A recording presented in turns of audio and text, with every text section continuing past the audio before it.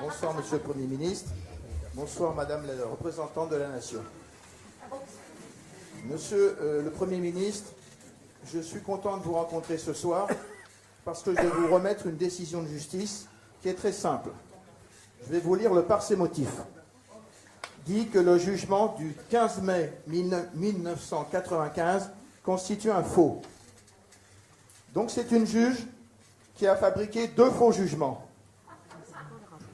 C'est jugé. Ce n'est pas moi qui le dis, c'est le tribunal de grande instance de Bordeaux, la ville où siège votre ami Alain Juppé. Alors, j'ai vu une affaire équivalente en Ukraine. Vous savez ce qui s'est passé pour le juge qui a fabriqué les faux jugements en Ukraine? Il a été viré de la magistrature. Et vous savez ce qui est arrivé à la juge qui a fabriqué ces 2 faux jugements?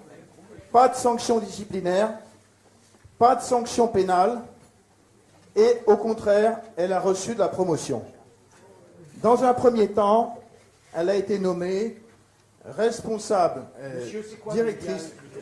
Comment? Mais monsieur, vous n'avez que 2 minutes. Bon. Non, 2 minutes. Pour l'instant, je constate qu'on m'interrompt lorsque je m'adresse au Premier ministre et je le regrette. Donc, je reprends mon exposé. En Ukraine, un juge qui fabrique un faux jugement est viré. Alors qu'en France, un juge qui fabrique un faux jugement n'a pas de sanction disciplinaire, n'a pas de sanction pénale parce qu'il est protégé par la chambre de l'instruction de la Cour d'appel de Rennes, il est protégé par la Cour de cassation, et ensuite, il a de la promotion.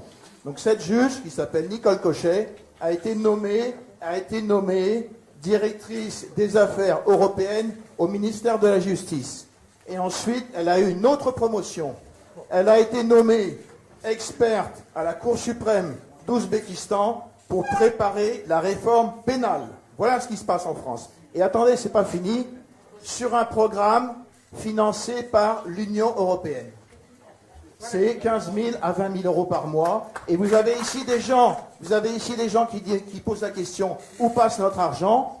Ben, notre argent passe là. On emprunte de l'argent à l'étranger pour l'envoyer aux institutions européennes qui engagent des juges faussaires pour aller faire experts à la Cour suprême d'Ouzbékistan pour préparer la réforme pénale, alors que nous avons un manque de personnel dans les juridictions, manque de magistrats, manque de procureurs, manque de greffiers.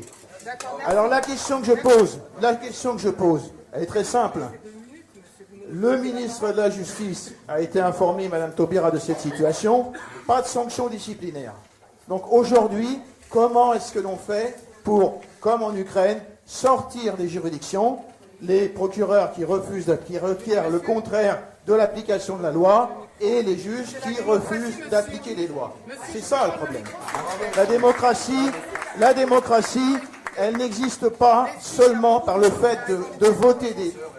La démocratie n'existe pas uniquement par le fait de voter des lois, mais le fait d'avoir du personnel pour appliquer les lois. Et lorsqu'on n'a pas de personnel pour appliquer les lois, donc la solution... Là, attendez un instant. Bah, vous remettez la lettre au Premier ministre, voilà, un instant. Monsieur, vous confisquez je vais proposer Monsieur, vous confisquez la parole. Monsieur, vous confisquez la parole. Juste.